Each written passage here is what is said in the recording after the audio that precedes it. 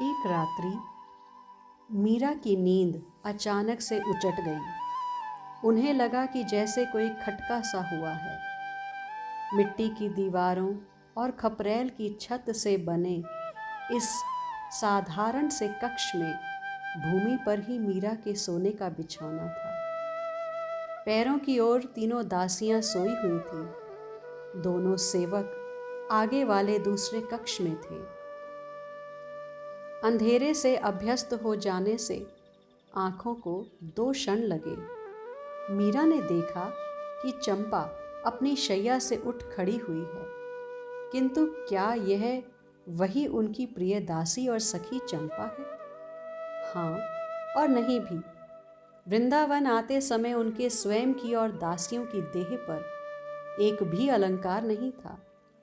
सबके वस्त्र बिल्कुल सादे और साधारण किस्म के थे, किंतु इस समय तो चंपा दिव्य रतन जड़ित वस्त्र आभूषणों से अलंकृत खड़ी थी। वैसे भी चंपा गौर वर्णा थी, किंतु इस समय उसका वर्ण स्वर्ण चंपा के समान था।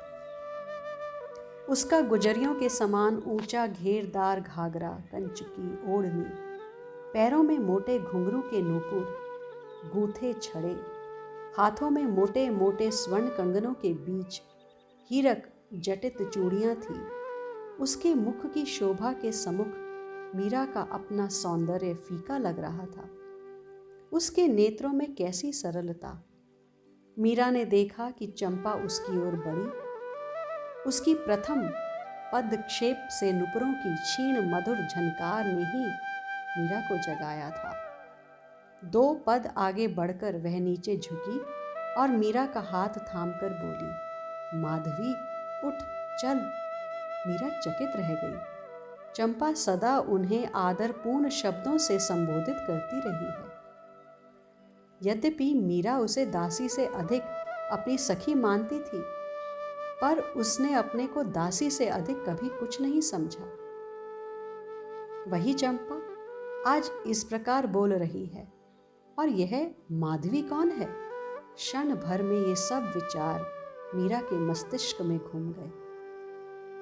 चंपा ने फिर उसे उठने का संकेत किया तो वह उठकर खड़ी हो गई। मीरा ने कुछ कहना चाहा तो चंपा ने अपनी सुंदर अंगूठी से विभूषित तर्जनी उंगली को अपने अरुण अधरों पर धरकर चुप रहने का संकेत किया। ऐसे लगता था कि इस समय चंपा स्वामिनी है और मीरा मात्र दासी। वे दोनों धीरे धीरे चलकर द्वार के समीप आईं। अपने आप रुद्ध द्वार कपाट उद्घाटित हो गए और वे दोनों बाहर आ गईं। मीरा ने देखा कि जिस वृंदावन में वह रहती है, घूमती है, यह वैसा नहीं है। वृक्ष, लता, पुष्प सब दिव्य हैं। मीरा को दिव्य वृंदावन के दर्शन हो रहे थे। पवन, धरा और गगन भी दिव्य हैं। इन सब की उपमा कैसे दे, क्योंकि यह सब इस जगत का नहीं बल्कि सब दिव्य अलौकिक है। हवा चलती है तो ऐसे लगता है कि जैसे कानों के समीप मानो चुपके चुपके कोई भगवान नाम ले रहा हो। वृक्षों के पत्ते हिलते हैं तो मानो कीर्तन के शब्द मुखरित होते हैं। रात्रि होने पर भी भंवरे गुनगुना रहे हैं, और वह गुनगुनाहट और कुछ नहीं, भगवान नाममयी ही है। तनिक ध्यान देने पर लगता है कि संपूर्ण प्रकृति श्री राधा माधव प्रेम रस में निमग्न है। सघन वन पार करके वे दोनों गिरिराज की तलहटी में पहुंची। गिरिराज की नाना रतनमयी शिलाओं से प्रकाश विकीर्ण हो रहा था। तलहटी में कदम्ब वृक्षों से घिरा हुआ निकुंज भवन दिखाई दिया। कैसा आश्चर्य! इस भवन की भीतियां, वातायन, खिड़कियां, रोशनदान आदि सब कुछ कमल, मालती, चमेली और मोगरे के पुष्पों से निर्मित है। गिरिराज जी का दर्शन करते ही मीरा को कुछ देखा देखा सा लगा। ऐसा लगता था मानो उसकी स्मृति पर हल्का सा पतला पर्दा पड़ा हुआ है। अभी याद आया कि ऊहापोह में वह चलती गई दिव्य वृंदावन की एक दिव्य रात्रि में। चंपा और मीरा गिरिराज जी की तलहटी में पहुंची हुई हैं। पुष्पों से निर्मित इस कुंज द्वार पर पहुंच मीरा को सब वातावरण पहले से ही पहचाना सा ही लग रहा है। निकुंज द्वार पर खड़ी एक सखी ने चंपा को अतिशय स्नेह के साथ आलिंगन करते हुए पूछा, अरे चंपा, आ गई तू? क्यों, बहुत दिन हो गए ना? चंपा ने भी उतने ही स्नेह से गले लगे हुए कहा, नहीं, अधिक कहाँ, अभी कल परसों ही तो गई थी तू। ये कौन है? माधवी है ना? माधवी? यह सब मुझे माधवी क्यों कहते हैं? मीरा के अंतर में एक क्षण के लिए यह विचार आया और फिर जैसे बुद्धि लुप्त हो गई हो। श्री किशोरी जू, श्री श्याम सुंदर। चंपा ने बात अधूरी छोड़कर उसकी ओर देखा। आओ ना, भीतर तुम दोनों की ही प्रतीक्षा हो रही है। मैं तो तुम्हारी अगवानी के लिए ही यहाँ खड़ी थी। चलो रूप, कल और आज 2 ही दिन में ऐसा लगता है कि मानो 2 युग बीत गए हों। पर बताओ कि प्रियालाल जी प्रसन्न तो हैं ना? चंपा रूप के साथ चलते हुए बोली। हाँ, दोनों बहुत प्रसन्न हैं। किशोरी जू तो तुम्हारे त्याग और प्रेम की प्रशंसा करती रहती हैं। मेरी क्या प्रशंसा सखी, और क्या त्याग। हमारे प्राणधन श्याम सुंदर और प्राणेश्वरी श्री किशोरी जू जिसमें प्रसन्न रहें वही हमारा सर्वस्व है। इन्हें आते देख बहुत सी सखियां हंसती हुई उठ गई। चलो भीतर, किशोरी जू प्रतीक्षा कर रही हैं। अगले कक्ष में प्रवेश करते ही जैसे मीरा ना रही।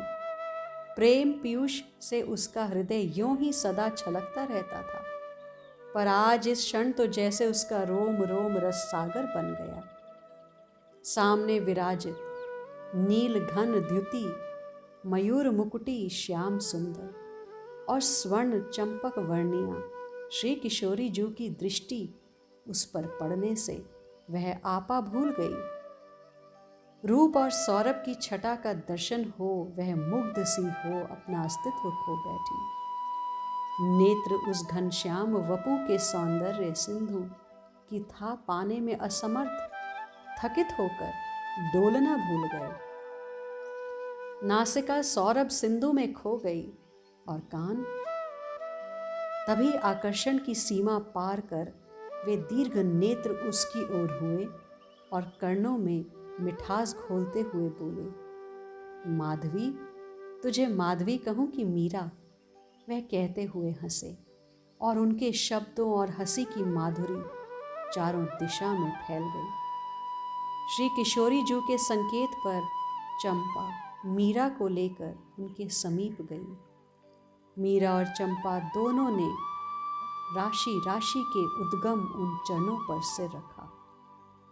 श्री राधा रानी के सौंदर्य ने तो मीरा की चेतना ही हर ली। जब नेत्र खुले तो प्रिया जी का कर कमल उसके मस्तक पर था। मीरा के नेत्रों से आंसुओं की धाराएं बह चली। सुन माधवी, अतिशय स्नेह से सिक्त संबोधन सुन। मीरा ने आंसू से भरी आंखें उठाकर ठाकुर की तरफ देखा। सुन माधवी, अभी तेरी देह रहेगी कुछ समय तक संसार में मीरा बनके। उन्होंने कहा। वह ऐसे चौंक पड़ी मानो जलते हुए अंगारों पर पैर पड़ गया हो। उसने मौन पलके उठाकर प्रभु की ओर देखा, जैसे पीड़ा का महासागर ही लहरा उठा हो। मानो उस दृष्टि में मीरा ने रुदन स्वर में कहा, मैं जन्म जन्म की अपराधनी हूँ, पर आप करुणा सागर हो, दया निधान हो। मेरे अपराधों को नहीं, अपनी करुणा को ही देखकर अपनी माधवी को इन चरणों में पड़ी रहने दो। मर जाने दो जगत की मीरा को, अब और विरह नहीं सहा जाता, नहीं सहा जाता प्रभु। आज के लिए इतना ही, शेष आगे।